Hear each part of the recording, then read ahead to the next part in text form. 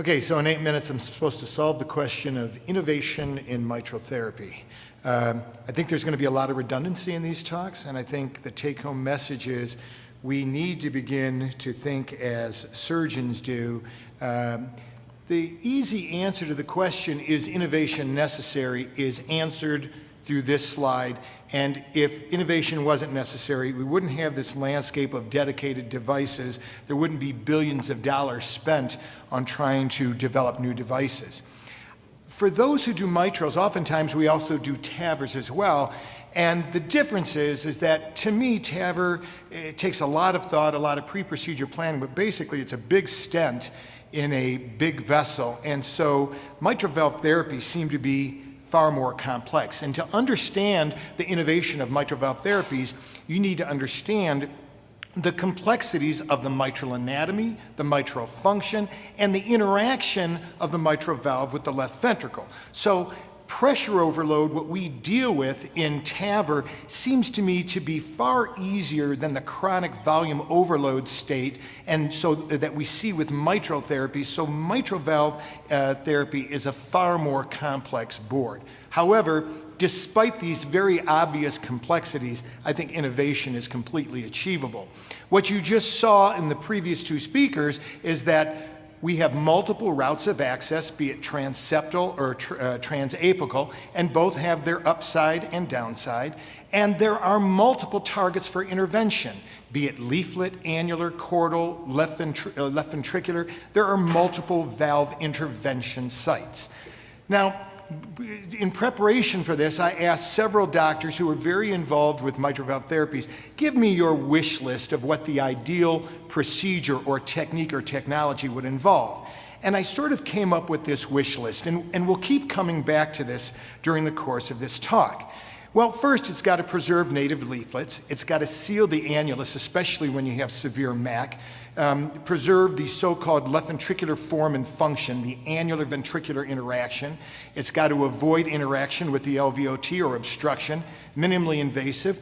I think transeptal would be preferable. It's a beating heart procedure. It does not require anticoagulation in its best light, and it's broadly applicable, meaning that doctors can perform it and that a broad number of doctors can perform it and patients qualify for it. But most importantly, it has to be durable. Now, a minute ago, you saw something related to the tracer trial, the harpoon mitral valve repair. And there were a lot of people that were very excited about this. But we have to define what durability is.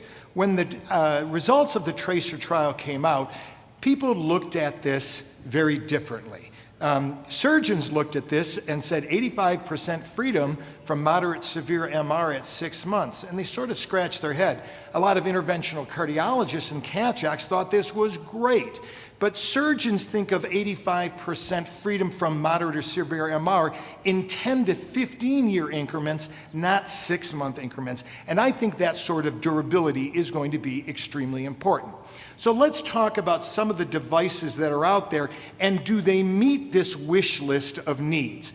MitraClip, the need for innovation is underscored by the fact that MitraClip is the only approved device. It's primarily approved for DMR in the A2P2 space.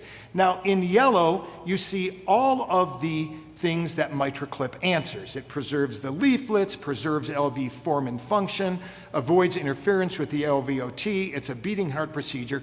There's a lot of really good things with this elegant design. However, there's a lot of things that it doesn't solve. This is a typical DMR case. You see the middle panel, severe MR, and after a MitraClip implantation, a 3-grade reduction in mitral regurgitation and amelioration of flow reversal in the pulmonary veins. What's not to like about this?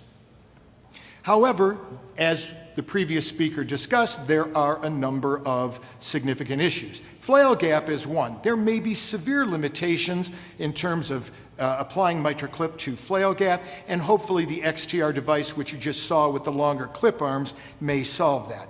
MitraClip may be very limited in severe cases of MAC. Bi-leaflet prolapse in Barlow's, there may be limited applicability in that.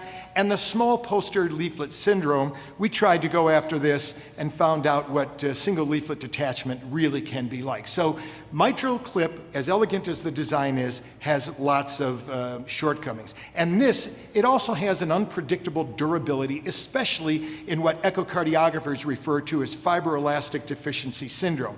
This patient had 2 previously implanted clips. The medial clip, 8 months later, looks well seated, but the lateral clip is secured on a prolapsing P1, P2 segment.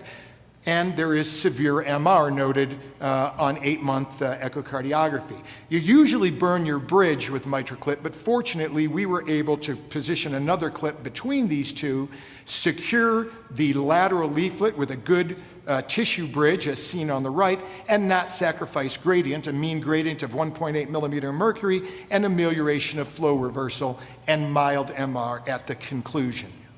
Now let's talk about some of the innovations and see, do these innovations meet the wish list or not? Tendyne.